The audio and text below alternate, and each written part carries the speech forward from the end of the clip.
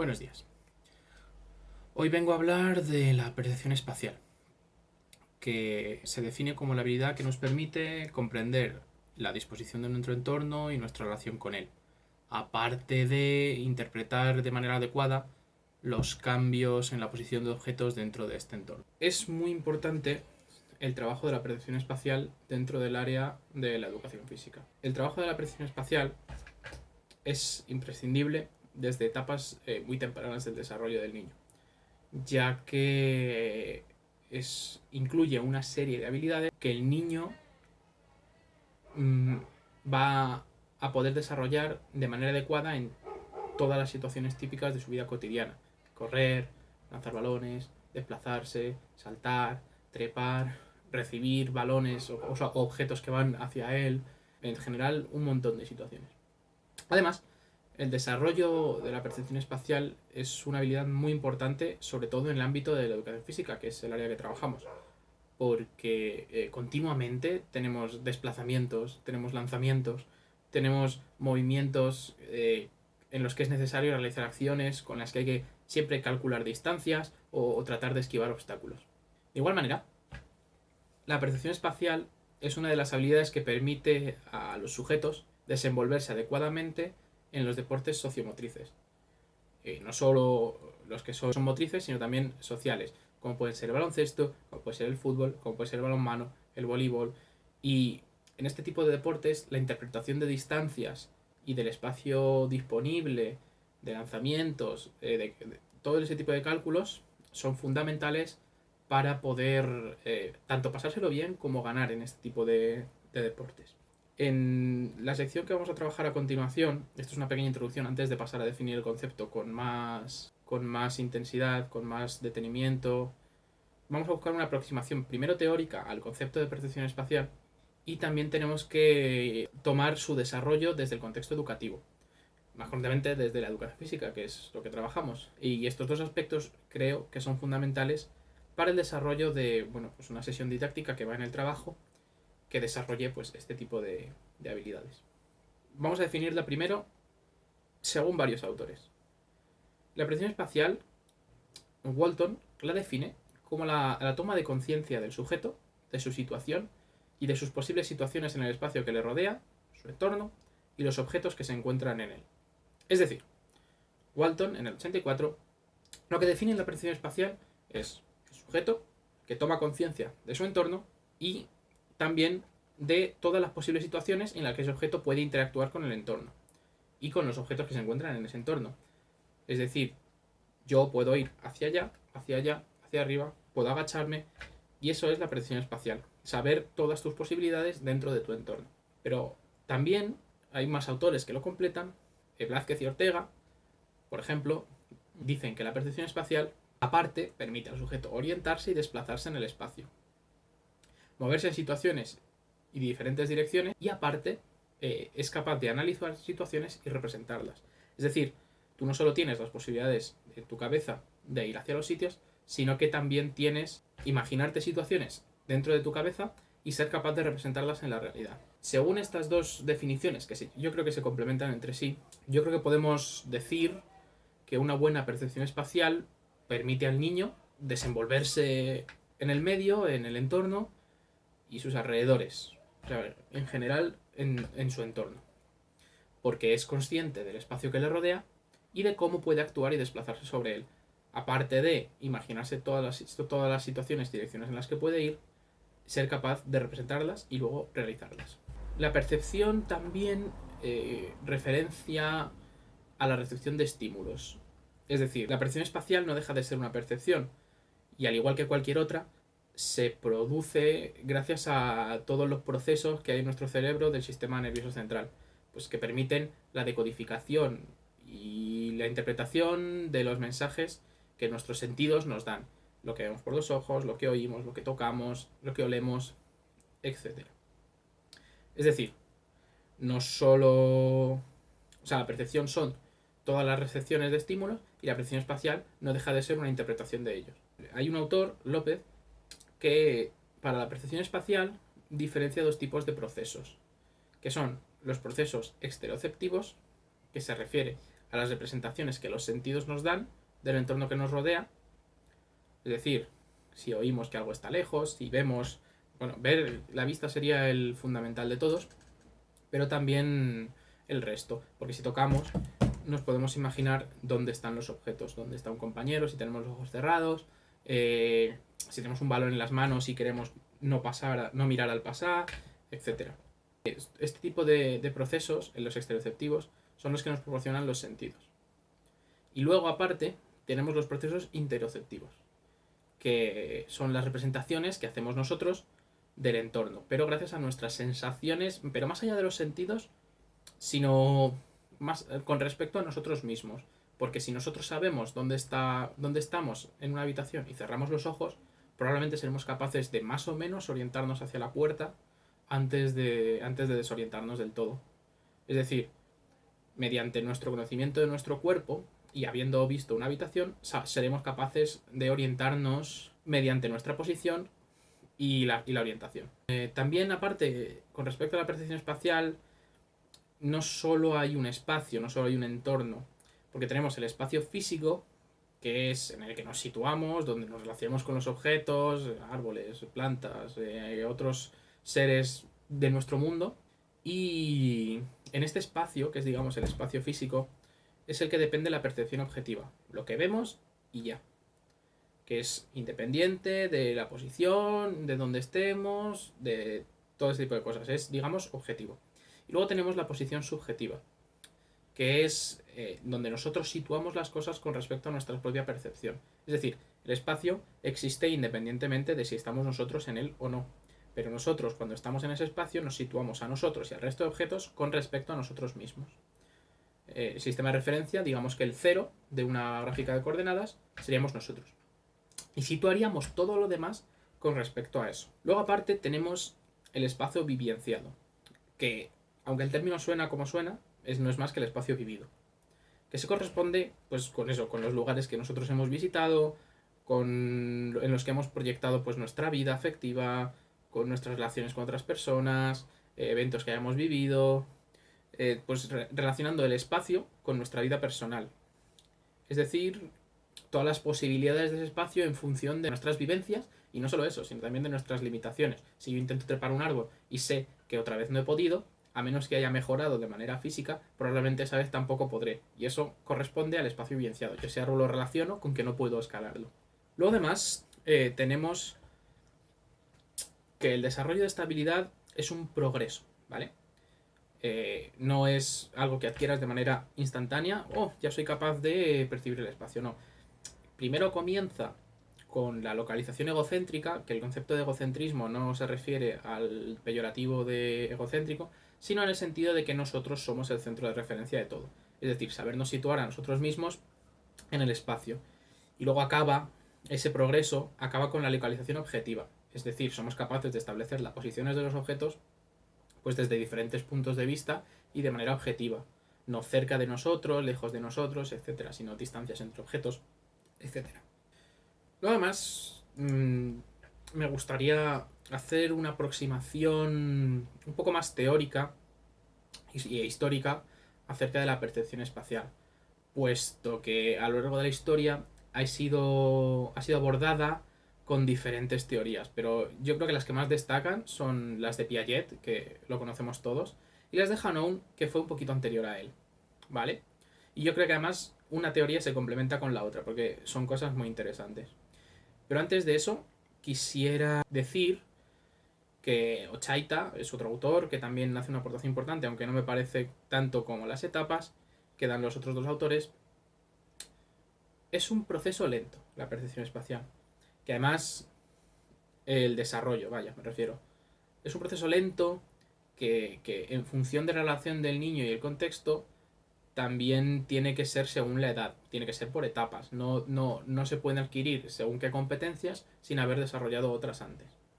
Y sobre todo también depende de del desarrollo de todas las demás capacidades del esquema corporal. Puede sobresalir en unas y puede ser mejor en otras, pero sin unas competencias básicas en todas ellas, la percepción espacial, tanto como los lanzamientos, giros, desplazamientos, etc., la lateralidad, por ejemplo, no vas a ser capaz de tener una buena percepción espacial. sin las otras capacidades del esquema corporal, que se habrán dado, es imposible que la percepción espacial se desarrolle. Y ahora vamos pues con la teoría de Piaget.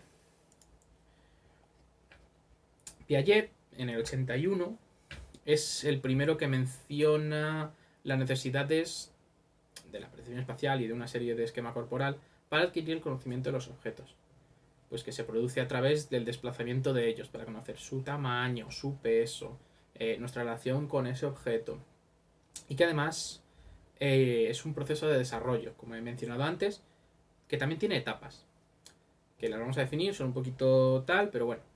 La etapa sensoriomotriz. ¿Qué quiere decir este término? Este término quiere decir que el movimiento va junto con los sentidos, no tienes ningún tipo de conocimiento acerca del tema. Esta etapa además se caracteriza por el egocentrismo, que lo he mencionado antes. Los niños son únicamente capaces de percibir el espacio egocéntrico, es decir, el que se relaciona con ellos y ya, nada más. A lo mejor son capaces de relacionar algunos objetos, pues con el biberón, con la comida o con no sé, lo que cantan las nanas, que no me acuerdo cómo se llama. Con del dormir, algunos objetos con otros, pero no entiende el concepto de espacio. Simplemente él existe y las cosas van y vienen ante él. No comprende nada más. Luego ya tenemos la etapa preoperacional. Es decir, antes de poder hacer operaciones con esos objetos, empiezan los niños a hacer relaciones en su cabeza de posiciones de objetos con otros, de comprender dónde están las cosas dentro de un espacio, y no solo que están cerca o lejos de él, sino en una habitación, en el suelo, dentro, fuera, todos esos conceptos. Y luego aparte, ya después de los 4 años, de los 4 a los 7 años, es cuando empieza la etapa de operaciones, ya concretas. El niño ya es capaz pues, de establecer relaciones más complejas entre los objetos. Es decir, si están lejos, cerca unos de otros, entre ellos, porque puede tomarse de referencia a sí mismo, de si está, o otros objetos. Es decir, ese objeto está cerca de ese otro, pero está lejos de este. Es capaz de comprender, digamos, el espacio como concepto. Y luego tenemos, aparte de la teoría de Piaget, yo creo que el modelo de Hanon lo complementa. Porque son 3 etapas también, y es capaz de separar las etapas. La etapa del espacio vivido, que es la primera que comenta Hanon, se refiere a la etapa del espacio en el que el niño vive. Vive aquí, vive ahora. Es la única noción del espacio que tiene. No tiene más, no va a futuro, no es capaz de planear sus acciones más allá de la inmediatez. Entonces, no es capaz de relacionar distancias, objetos. Es decir, yo, por ejemplo, cuando era pequeño, para mí el mundo, yo vivía en Alameda de Osuna y el mundo acababa en el aeropuerto porque nunca había ido más allá. Entonces, para mí, ahí se acababa todo. Y una vez de niño pregunté, ¿qué hay detrás del aeropuerto? Y me dijeron, bueno, para allá está Zaragoza. Y yo pensaba que inmediatamente detrás del aeropuerto estaba Zaragoza y ahí se acababa. No era capaz de concebir nada que yo no hubiera visto o vivido. No comprendía que era un mapa, no son capaces de entender ese tipo de conceptos. Y luego tienes, a partir de los 7 años, de los 7 a los 10, digamos, es la etapa del espacio percibido, que es, los niños entienden que existe un espacio más allá del que están viviendo. Y empiezan a ser conscientes de distancias, norte, sur, este, oeste, y de la diferencia de diferentes posiciones de objetos entre sí. Es decir, comienzan a entender que el mundo es muy grande, que los objetos pueden estar muy lejos, etcétera, etcétera. Luego, a partir de esta edad, tenemos ya la etapa del espacio concebido. O sea, aparte del percibido, que es lo que hayamos visto, tenemos el concebido, que requiere también el desarrollo del pensamiento abstracto. Es decir, ser capaces de abstraerse y de comprender conceptos que ellos no han vivido. Es decir, la existencia pues, de ciudades en las que no han estado y no comprenden. Eso ya es a partir de los 11 años. Yo creo que estas 2 teorías se complementan muy bien, puesto que las 3 etapas de Piaget corresponden a las primeras 2 etapas de Hanon y luego a partir de ahí tienes una complejidad más grande en cuanto a la abstracción, que es la comprensión de mapas, la comprensión de distancias, etc. Después de esto, querría hablar sobre todo de las principales enfermedades relacionadas con este tema. conocer, yo creo, estos aspectos de las dificultades que pueden tener los niños con la percepción espacial es fundamental, sobre todo para nosotros que vamos a ser profesionales del sector educativo, ya que cuando eres profesor, te puedes encontrar en tu aula, en tu clase, a niños con este tipo de discapacidades, de características, y conocer las dificultades que tienen los niños con respecto a la percepción espacial te va a facilitar el trabajo, pero también vas a saber cómo afrontarlo.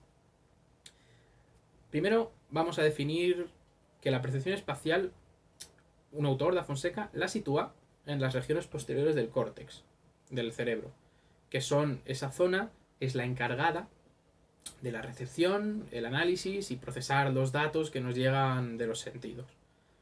Que en esta misma área pues, se sitúan otro tipo de habilidades sensoriales como la lateralidad, la noción corporal, etc. De hecho, una lesión en esta región del cerebro probablemente vea comprometidas las capacidades de este tipo de habilidades. En especial, en este caso del que estamos hablando, de la percepción espacial. Pero aparte ya de lesiones cerebrales en áreas concretas, querría hablar de discapacidades más que afectan a la percepción pese a no ser afectados esas áreas del cerebro. Para empezar, yo creo que lo más claro es la discapacidad visual. Las personas con una discapacidad visual, miopía, hipermetropía, astigmatismo, es normal que estén ciegas, que tengan cataratas, etcétera. Eso no va a pasar probablemente en los niños, pero bueno, un ojo vago. Es entendible que tengan dificultades en la percepción espacial. En el sistema sensorial, el sistema sensorial que predomina en, digamos, la percepción espacial es el visual. Entonces, si se nos ve afectada la vista, lo más probable es que no podamos realizar de manera correcta este tipo de habilidades. De todas maneras, las personas que tienen una discapacidad sensorial, en este caso la vista, no reciben toda la información que deberían a través del sentido de la vista o de manera distorsionada, como hemos hablado. Entonces, lo completan con otro tipo de percepciones, a través del oído, a través del tacto, a través del olfato. Todo ese tipo de percepciones se orienta, digamos, a su concepto más próximo, pues lo que puede oír y sobre todo lo que puede tocar, que son objetos y situaciones pues cercanas. Entonces, las personas ciegas, por ejemplo, pues no son capaces de ver cosas que pasan muy lejos. Aparte de que no son capaces de ver, no son capaces de percibir las situaciones que pasan lejos y se limitan a su entorno muy cercano. Luego tenemos otro tipo de discapacidades. Aparte de la vista, que pues obviamente nos dificulta la percepción espacial, hay discapacidades motoras. Entonces, como en todas las etapas tenemos siempre percepciones propioceptivas, si tenemos una discapacidad motora que nos da una limitación en nuestra manera de movernos y actuar, no nos permite percibir el espacio de manera adecuada. Sobre todo cuando nos referimos a distancia y movimientos, probablemente no seamos capaces de representar en la realidad las situaciones que nos imaginamos. Entonces, eso también cabe esperar que provoque dificultades en la percepción espacial, porque no somos capaces de realizar pues eso, todo ese tipo de desplazamientos que nos imaginamos. Luego, aparte, suele ser frecuente que los niños con discapacidad intelectual tengan dificultades para procesar toda la información que nos llega de los sentidos. Y eso siempre repercute al final también en la percepción del espacio. Estas son, yo creo, las principales patologías que afectan a este ámbito. Sin embargo, hay muchas más. Es decir, aunque no sean afectados, hay personas que no ven desarrollado durante su juventud este tipo de habilidad. Vale. Me gustaría hablar también de cómo intervenir, porque luego tengo la clase práctica en la que tengo una serie de habilidades, pero depende de la edad de los niños a los que nos refiramos, es mejor intentarlo, aproximar la clase, digamos, de una manera o de otra.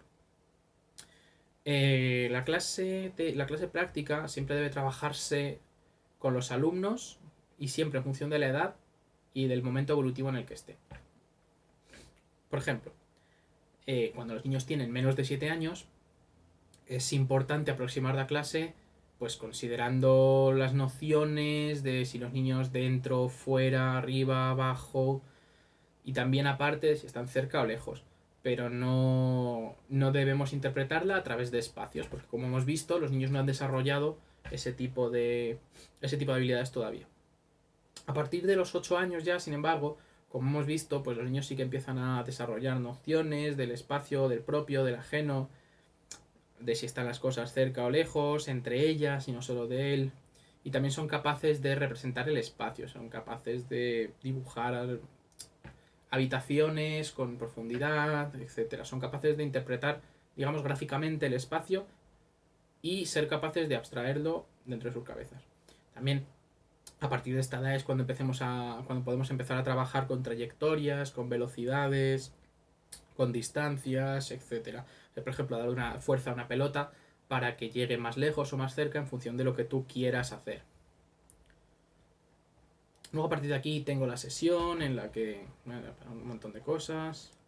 En mi sesión está planteada para alumnos en segundo de primaria que tienen entre 7 y 8 años, porque tenemos que, yo creo, que abordar pues todos estos conceptos, los que hemos dado para antes de 7 años y para los que estamos empezando a dar cuando ya tienen a partir de 8 años. O sea que es una edad, digamos, yo creo que para trabajar todo tipo de esas competencias. La metodología de las sesiones en las que hay que trabajar con los niños, pues no debe ser siempre igual. Tienes que variar y tienes que tomar, digamos, diferentes estrategias. Es decir, puedes hacer mando directo, en el que el profesor pues guía al alumno en la realización de la tarea, es decir, las instrucciones y el alumno las sigue y no hay más. Pero también tienes descubrimiento guiado, en la que el alumno pues tiene una exploración más o menos libre y el profesor puede responder a preguntas del alumno acerca de pues la tarea que tiene que realizar. Y luego también está pues la búsqueda y la resolución de problemas, que es que el profesor parte de un problema y sin decir nada más el alumno debe tratar de resolver ese problema y hallar esa solución. La realización de actividades basadas en explorar objetos, en explorar otras personas, en analizar trayectorias de objetos y representar el espacio, es decir, imaginarse una pelota yendo hacia un compañero y ser capaz de realizar ese movimiento, es recomendable empezar por actividades donde los objetos empiezan siendo fijos y luego se van moviendo. Además, hay que hacer actividades que sean variadas, en las que los alumnos trabajen todo este tipo de contenido desde perspectivas distintas, porque así eres capaz de asegurar que los alumnos son capaces de aplicar ese tipo de habilidades a todos los contextos distintos. Es decir, estos autores, que son Rivadeneira y Silicia, proponen que la representación de actividades se trabajen siguiendo primero progresiones. Actividades primero donde exista un eje de referencia, un niño y otro punto. Es decir, no haya más. Luego ya tareas donde haya dos ejes de referencia, es decir, localizar un objeto o cerrar espacios para que el niño tenga que trabajar dentro de un espacio. Y luego ya actividades donde los niños tengan que trabajar en los tres ejes. En el ancho, en el alto y en el largo. No solo buscar un objeto por el suelo, ni en línea recta, sino aparte dentro de un espacio también en el alto, que es cuando empiezas con los lanzamientos, alturas y cálculos, etc. Bueno, aquí tengo la sesión práctica que se va a ver. Y luego me gustaría hacer una serie de conclusiones. La percepción espacial es una habilidad, dentro de todas las del esquema corporal, es básica.